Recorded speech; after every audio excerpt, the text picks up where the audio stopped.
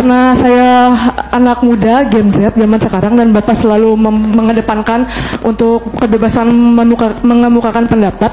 Jadi saya ingin bertanya kepada Bapak, di tengah-tengah banyaknya orang yang memberi rapot merah pada kinerja Bapak ketika menjadi Gubernur DKI Jakarta, kenapa Bapak masih ingin mencalonkan untuk memimpin Indonesia? Apa motivasi Bapak, landasan Bapak yang membuat Bapak percaya bahwa Bapak bisa menjadi pemimpin untuk Indonesia yang dari Sabang sampai Merauke, bukan hanya Jakarta, bukan hanya Pulau Jawa, Pak?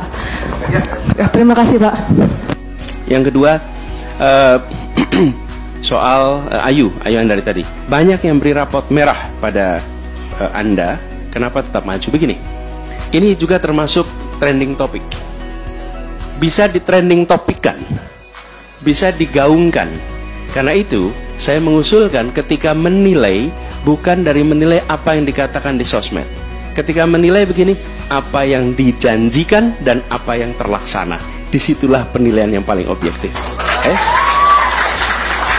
Loh, dulu janji apa? Terlaksananya apa? Nah, sekarang saya kasih contohnya. Partai Nasdem adalah partai pendukungnya Pak Basuki Cahayapurnama, bukan pendukungnya Anies Baswedan.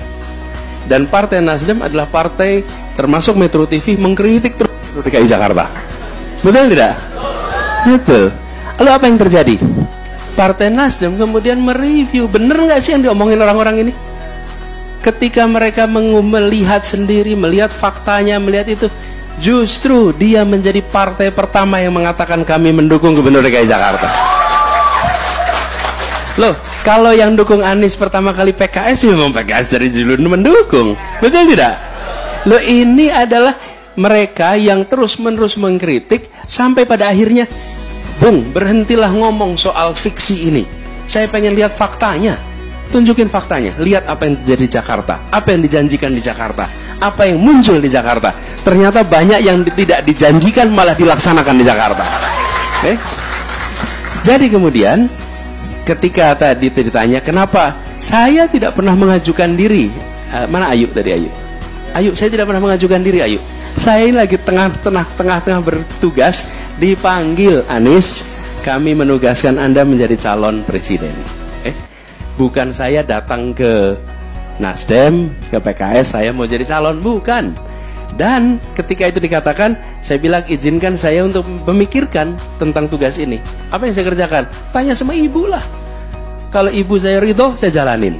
Kalau ibu saya tidak ridho, saya tidak akan jalanin. Sesimpel itu.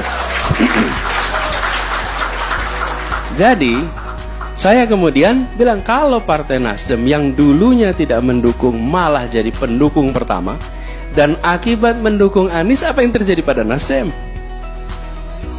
Harus saya ceritakan di sini. Udah tahu semua kan? Apa yang terjadi coba? Dia mengalami tekanan A, B, C, D. Benar tidak? Kisi-kisinya aja, Pak. Biasa. Udahlah, kisi-kisi online ada semua.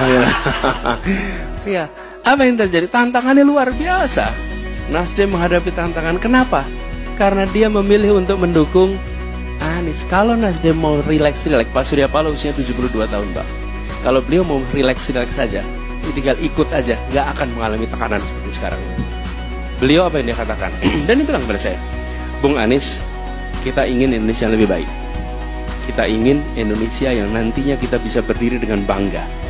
Saya minta Anda untuk menjadi yang di depan di dalam melakukan perubahan untuk Indonesia. Oke? Dan saya bilang ini sebuah kepercayaan, sebuah amanah. Dan tantangannya besar sekali. Jadi Ayu, ketika dikatakan, misalnya ini saya katakan bahwa ini air minum, tapi kalau ada 1000 orang mengatakan ini adalah air keras, maka terbentuklah persepsi ini adalah air keras. Gimana cara membantahnya? Saya bikin trending topik juga air minum. Bukan. Cara membantahnya cukup sederhana. Buka tutupnya, minum airnya. Oke? Begitu diminum dan sehat, maka ini bukan air keras. Sama. Anies Baswedan dikasih raport merah di trending topikan.